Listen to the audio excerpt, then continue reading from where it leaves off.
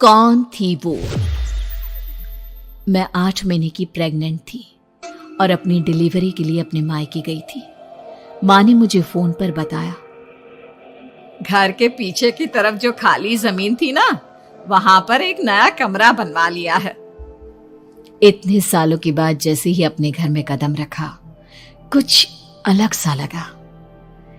माँ, ये घर के पीछे की तरफ नया कमरा बनवाने की क्या जरूरत थी? अरे बेटा, घर के पीछे दूर दूर तक खाली जमीन है। तेरे पापा को कई दिनों से लग रहा था कि यहाँ पर एक कमरा बनवा लेंगे तो ताजा हवा मिल जाया करेगी। अब तो ये सब छोड़ और चल जल्दी से दूध पी ले। माँ, मैं थोड़ी देर में पी लूंगी, आप सो जाओ। मैंने दूध का गिलास उठाकर उस खिड़की में रख दिया। पता नहीं कब आंख लग गई। अचानक से खिड़की के पल्लों के खड़कने की तेज आवाज आई।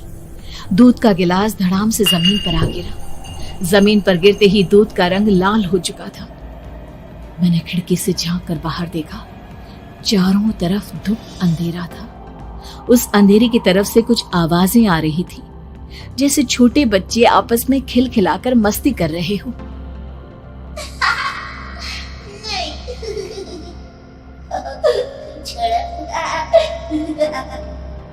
इतनी रात को इतने घनघोर अंधेरे में बच्चों की आवाज कैसे आ रही है?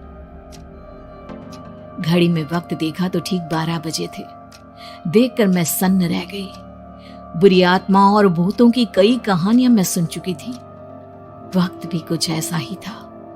ऊपर से मैं प्रेग्नेंट। सुना था कि ऐसे वक्त में अक्सर बुरी आत्माएं औरतों का पीछा करती है, तो क्या मेरे पीछे भी? पसीने से तरबतर बड़ी मुश्किल से, जैसे कांपते हाथों से मैंने उस खिड़की को बंद किया। जल्दी से जल्दी उस कमरे से बाहर निकलकर माँ के पास जाने के बारे में सोचा, लेकिन जैसे ही दरवाजे की तरफ पलटी, लगा कोई साया हवा की स्पीड से दरवाजे के सामने से गुजर गया। मेरे गले में अटक कर रह गई। मैं जोर से चीख कर माँ को बुलाना चाहती थी, लेकिन वो आवाज खुद मेरे कानों तक नहीं पहुंच पा रही थी। तो माँ तक कैसे पहुंचती? खिड़की के पल्ले एक बार फिर तेज हवा के झोंके से धड़ाम करके खुल गया और पूरी ताकत से मैं चीख पड़ी। जानती थी मेरी चीख की आवाज सुनकर कुछ ही सेकंड में माँ वहां पहुंच जाएगी, लेकिन ऐसा कुछ हुआ ही नहीं। मेरा कलेजा डर के मारे फटा जा रहा था। आखिर माँ ने मेरी आवाज क्यों नहीं सुनी? इतनी गहरी नींद में तो माँ कभी नहीं सोती। ठीक पीछे खुली हुई वो खिड़की। मुझ में इतनी ताकत नहीं बची थी कि मैं पलटकर उस तरफ देख भी सकूं।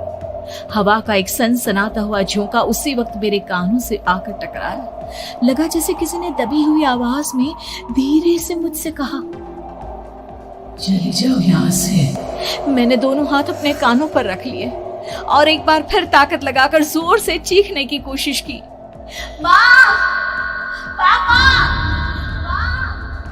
मेरी आवाज उस कमरे की दीवारों से टकराकर वापस मुझे ही सुनाई दे रही थी। जितनी ताकत के साथ मैंने चीखने की कोशिश की थी, कुछ ही देर बाद उससे कहीं ज्यादा तेज और दर्दनाक चीख मुझे सुनाई देने लगी। ये आवाज ठीक मेरे पीछे खिड़की से आ रही थी। वो आवाज मेरे कानों में पिघलते हुए लोहे की तरह गिर रही थी। उन आवाजों में हैवानियत थी। वो आवाजें किसी इंसान की नहीं है, इतना मैं समझ चुकी थी। कांप रहे हाथों से मैंने अंधेरे में कुछ ढूंढने की कोशिश की।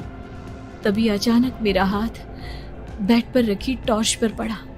किसी तरह ताकत लगाकर टॉर्च का बटन ऑन किया, लेकिन ये क्या? सामने दरवाजे पर 3 छोटी लड़कियां खड़ी हुई थी। उनके हाथ में स्टील के चमचमाते हुए चाकू थे। मैं घबराकर लड़खड़ाई और पीछे की तरफ हटी, लेकिन तब तक वो मेरे पास आ चुकी थी। उनकी गर्दन टेढ़ी थी और उनके हाथों के वो चाकू मेरे पेट को निशाना बनाने को तैयार। मैं जोर से चीखी, नहीं, छोड़ दो मेरे बच्चे को, मत मारो, मत मारो, छोड़ दो मेरे बच्चे को। सोनाली, क्या हुआ बेटा? तू इतनी डरी हुई क्यों है? उठ बेटा, क्या हुआ? हड़बड़ाकर मैंने अपनी आंखें खोली। देखा तो दिन निकल आया था। माँ मुझे जगा रही थी। मेरा चेहरा पूरा पसीने से लथपथ था।